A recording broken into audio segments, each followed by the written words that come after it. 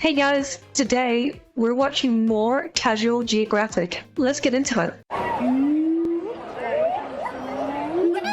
Wait, I've seen these things before. I know these things. I've seen them. I saw them in a Seth video. I don't know why. I want to say Magnus Set? Question mark? Someone who's never seen this with their eyes, and I'll show you a child that got left behind. The school system's failing, and this is proof. Did you know the average kid in America doesn't know about this harmonizing homunculus? Arguably one of the greatest gifts nature ever gave. What was... I'm sorry. What was that running? Doesn't know about this harmonizing homunculus. Arguably one of the greatest gifts nature ever gave. Yet they remain disrespected and unaccepted. Well, not today. Wait, why? Someone has to stand up for this comic relief, rough draft, auditory onslaught of a primate, and you already know I will. I mean, that's a gibbon. They're cute. I like him. Why would they left behind? Why are people being mean to these boys? You're probably familiar with the great apes, but in case you're not, they include gorillas, chimps, yeah. bonobos, i.e. chimps with a different R rating.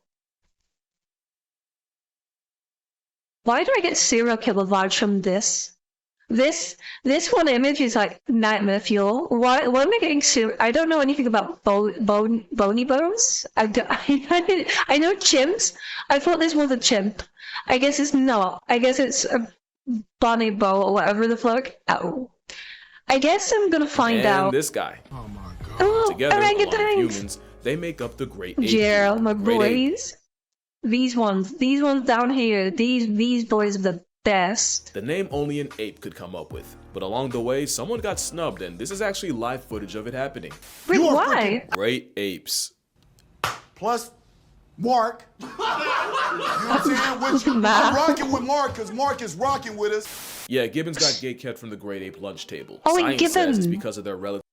Wait, the fuck is a marmoset? Where did I get marmoset from, huh? Relatively smaller size, lower intelligence. Ouch. And real talk, I think they're just too goofy for the other apes to want to be associated. I mean, you say goofy, I call that style. Bro is running with style right there. Tailless means gibbons aren't monkeys either, and instead got classified. Wait, okay, so they don't have a tail? They're technically not a monkey? I was about to say... Okay, I was about to be dumb. I was gonna say, but then what about gorillas? And then I realized, oh wait, yeah, gorillas don't have tails. No, nor do we, nor do orangutans. I don't think chimps do either. Yeah, okay, none of us have tails. Okay. Apes. That's already flagrantly flippant. That's There's about 20 mean. species of lesser apes. They're They're not lesser. Apparently, this drunk toddler of an ape was such an affront to the family. Folks created an entirely.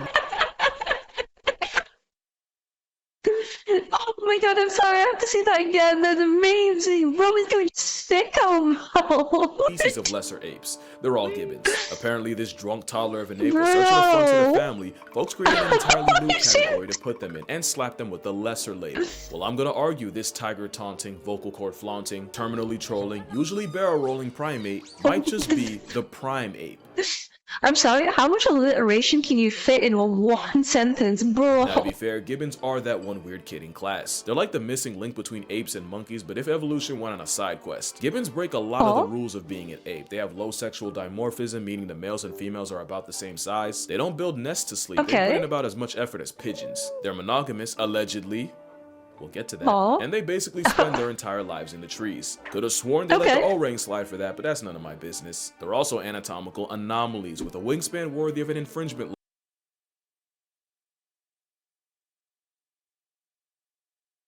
You see that right? You see how fucking long his arms are? Holy shit, bro has got reach. This is what some men wish for, but with their leggies, bro. Also, go gadget. We call them lesser, but let's be glad they're still alive. Because uncovering a fossil that can jump rope its own skeleton, that Jumanji junk would have put us in another pandemic. You don't. I'm sorry, that skeleton's horrifying. Realize how long a gibbon's arms are until, well, one, you get slapped by one, but also until you put them next to a person for scale. But having joints longer than a prohibition for Peter Griffin is great for one thing, and it's kind of the thing gibbons are known. Oh my god, they're so long. They're like alien arms. What the fuck? E.T. phone home. Like I said, gibbons are completely arboreal, and there's actually a name for how to. What does arboreal mean? I know I've probably heard that 1,000 times, but I don't know what arboreal means. Someone explain, please. They get from A to B. Brachiate. Calling it monkey bars is an insult. If you did this as a kid, you were on gibbon timing. These branch-loving acrobats are the fastest things in the trees without wings. At 35 miles per hour, the tree goblin can break 8 fast enough to get pulled over in the school zone. And they'll yeet themselves up to 30 feet between trees. Forget a leap of faith, that's a leap of fortune. Specialized shoulders and wrists allow them to treat the jungle as their personal gym. It also helps that they're built like a CrossFit cryptid with the longest arms of any ape. CrossFit cryptid is such a cursed and beautiful fucking insult. I'm gonna stop calling my friends a CrossFit cryptid. If the average 5'4" woman adopted its build, she'd flex a 10'7" wingspan. And if you lived like one, you'd be parkouring off the cables of the Brooklyn Bridge. But they're not free from fall damage, and it's estimated most gibbons break a bone at some point in their lives. Gets even crazier when you realize mothers will pull these stunts with a whole baby in tow. And speaking of babies, you know how we always say animals use play as preparation for the life they'll live? Baby gibbons will not only learn to break it by chasing each other through the trees, they'll also intentionally let go of branches to catch themselves. But what even makes gibbons play a lifelong game of floor is lava? Well, like orangutans, they realize it's way safer to have your ops be gravity and time than touch tiger country downstairs and get murked by a feline. Because gibbons would rather run away than run Gibbons are actually extremely territorial, and that, along with them having a 99 agility stat, is how you get the only animal alive that can vibe check a tiger and live to do it twice. Let's go! We get fucked, tiger. Get fucked. Get fucked by our quote-unquote lesser ape. Technically, it's mobbing behavior meant to drive away a predator using parkour, but the execution makes them move like Spider-Man minus morale. Sorry, I love this. I absolutely love this. I love this. I love apes getting like one-ups on like anything else. Like this to me is gold. I love this. He's not even like hurting them. He's just tormenting them. He's mugging them. They're morale-less, but the only miles is how far they can drive a striped delete button crazy. Show me a great ape that can taunt a tiger. Many have tried. Most have died. A whole apex predator and twig ninja just ear-pulled them like a delinquent. And they don't play favorites. Gibbons have also been recorded harassing clouded leopards getting too close, although I'm pretty sure that one was trying to sleep and got hit with a long arm of audacity. Because if you think they only use their powers for protection, gibbons are the most unapologetic trolls in the animal kingdom. We told them they're the great ape's little brother, and now they done made it their personality. No other way to explain this. Porcupines are better protected against lions than versus a tree-happy instigator. Even a so-called great ape can end up looking pretty stupid around a lesson. Wait, was he just running with his arms up in the air like a cartoon? I'm sorry, I didn't see that again. Even a so-called great ape can end up looking pretty stupid around a lesser. Gibbons are an impulsive thought come to life. They don't think it, they just do it. Fun fact, this is the Memphis Zoo, that's Ringo, and they even warn you to stay off the glass because he'll literally injure himself trying to jump scare you. You know nature made you crack, and it's the only mammal alive that can go band for band with a cat. With zero regard for feline rights, you've never seen a cat this outmatched. And they'll easily play Matador with your dog. I love it because there's no scientific reason for them to be like this other than gibbons. I love these things. I fucking love these things. They're such a little troll. They're all about the dickery, except with mice. Yeah. Put a mouse in front of them and things suddenly stop being funny. But with arms like that, they'll always keep it humorous. But there is one animal that forms the most unlikely friendship with them. Or maybe not. Because on paper, gibbons and orangutans orangutans! My favorite. They have a lot in common. They live in the same area code, they're both for the trees, and orangutan actually translates to man of the forest. At the same time, some, like the Hulak gibbon, have been affectionately nicknamed the little man of the forest. But their personalities are so opposite, they honestly belong in a buddy comedy. Gibbons are hyper-athletic, flyweight, and the fastest moving animals in the trees. Orangs are the largest, the mascots of stoicism, and yo, I swear they could talk, they just don't want to deal with taxes. I genuinely believe they could. I genuinely believe they could if they wanted to. They're that smart. Polar opposites, yet time and time again, wild gibbons and orangutans have been caught playing with each other. I like to think the fact that they don't compete for the same foods means they don't really have a reason to have beef, and a lot of zoos will actually assign them together as roommates. Another reason orangutans are like that. If gibbons suddenly get accepted into the Great Ape Club, I think you know who pulled the strings for them. And you think orangs would find Ascension Sugar Rush annoying, and that gibbons might find Bigfoot's understudy intimidating. But not only do they play with each other, they even trust each other with their own children. Orangs have quite the obsession with baby gibbons, and gibbons really be rocking with an infant Cheeto ape. There's even one gibbon in the Brookfield Zoo that'll leave his enclosure just to visit the orangutans next door. But there's at least one other ape gibbons bond with. In some places, wild gibbons will actually become habituated with humans to the point where they'll regularly drop by and groom their favorites. Could I have a pet gibbon?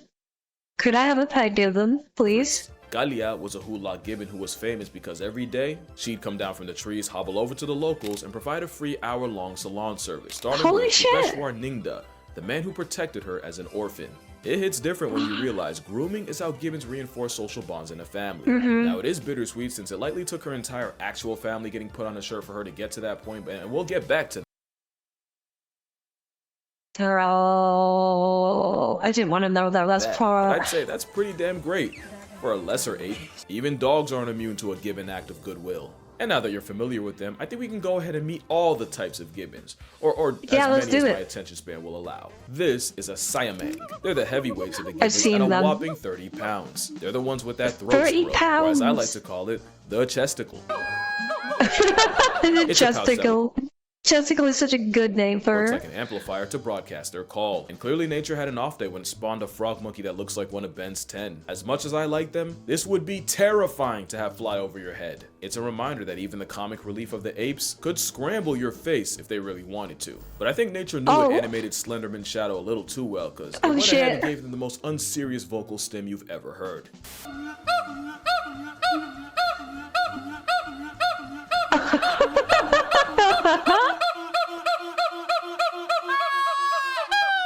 This is a northern white-cheeked gibbon.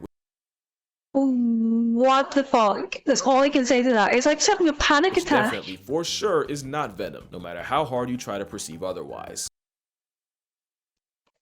Damn, I was gonna say something, but I feel called out now, so And in let's case move you're on. curious, the babies are all born white. After about a year or two, they turn black. The males stay that way, but the females eventually revert back to their cream colorway, proving Wait, really? Okay, the once widely interesting. accepted scientific theory wrong.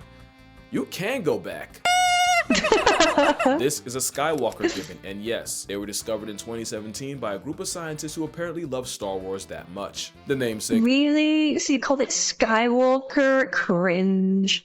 That's so cringe, bro. There are dozens of other names you could have named it. I like Star Wars, okay? I'm not a Star Wars hate. Well, modern Disney Star Wars is utter garbage, but the prequels were fantastic.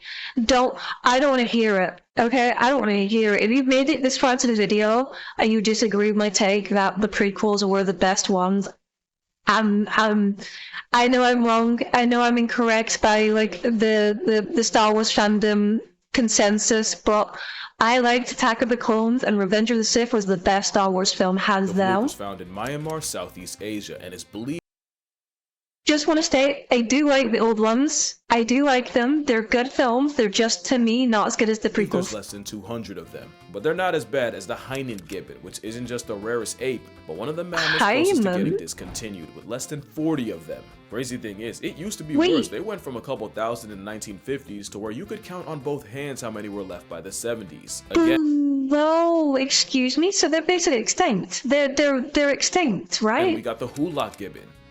I like their face. The silvery gibbon.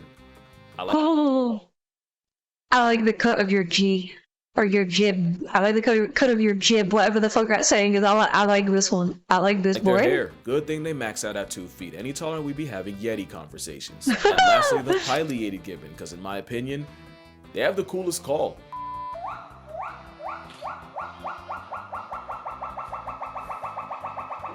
I guess so. What the fuck is this? Now at this point, you might be wondering, why do gibbons call at all?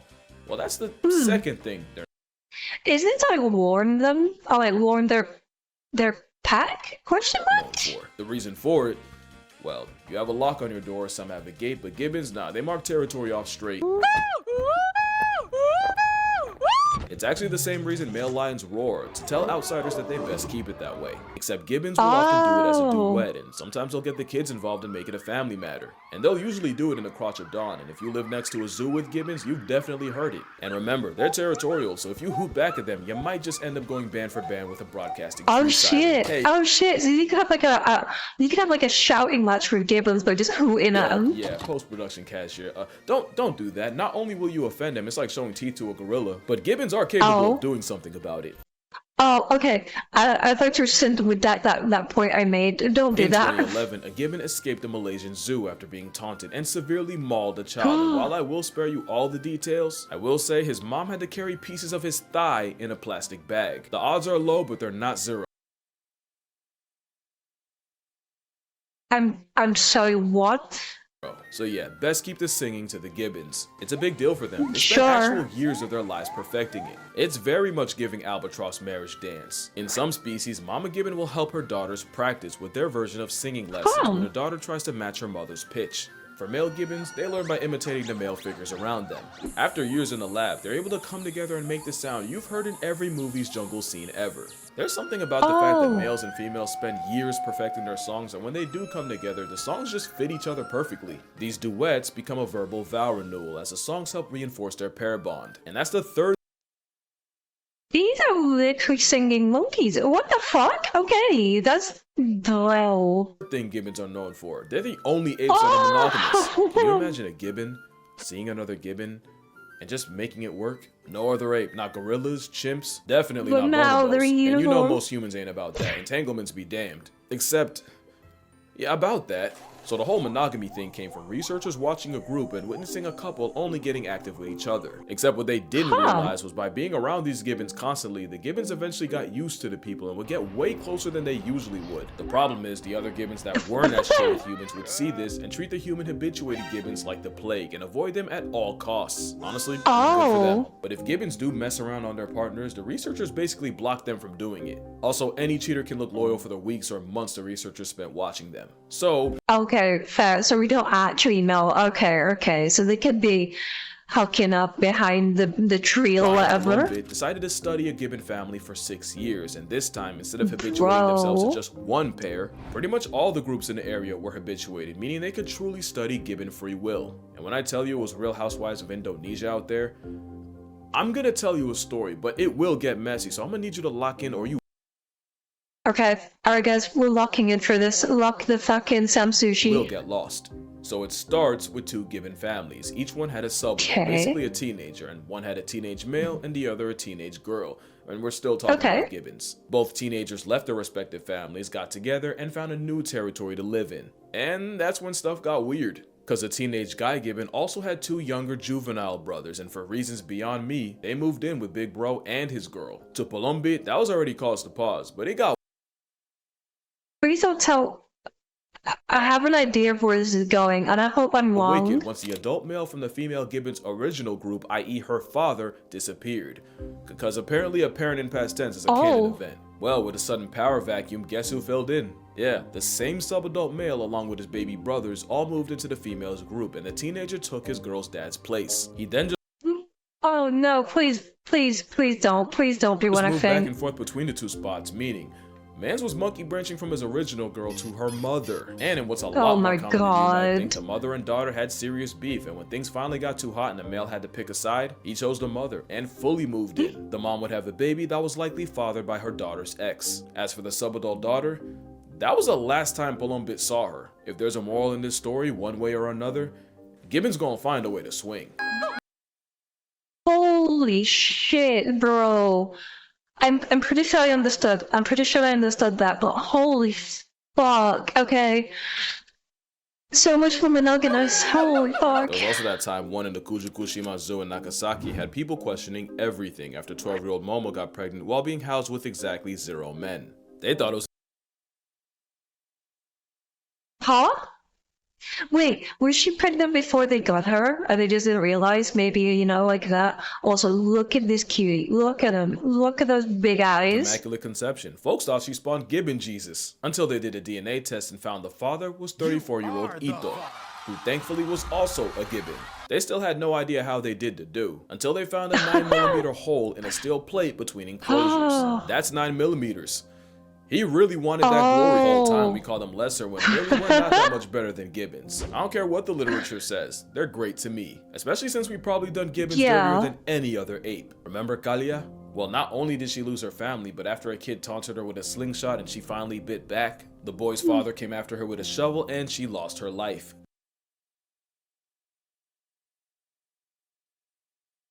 Bro. This kind of thing actually happens a lot to gibbons. Not only do they get their homes knocked down and trees removed, a lot of times they get reduced to pets. It's to the point where virtually every gibbon is flirting with extinction. In fact, some like the hyena might as well be in bed with it. I don't like ending the video like this, but I Okay, I take it back. I don't want his pet. I'm good. I'm good. I'm good. Nah, I'm not gonna contribute to this horrible fucking shit. I have no I feel like idea. gibbons being so overlooked makes it that much easier for the atrocities against them to get buried. And if we don't lock in and spread the word, nature's one. It's fucking chained up. That's.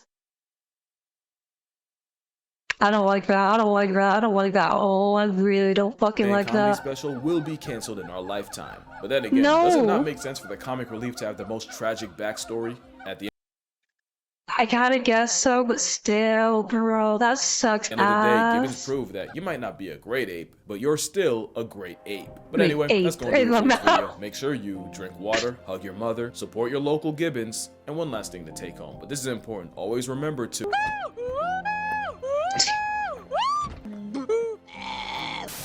What was that noise? What was that last noise? He just retched at you.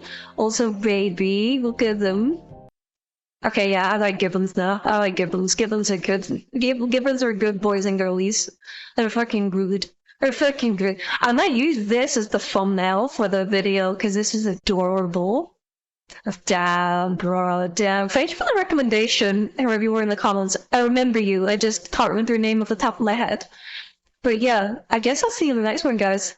Bye.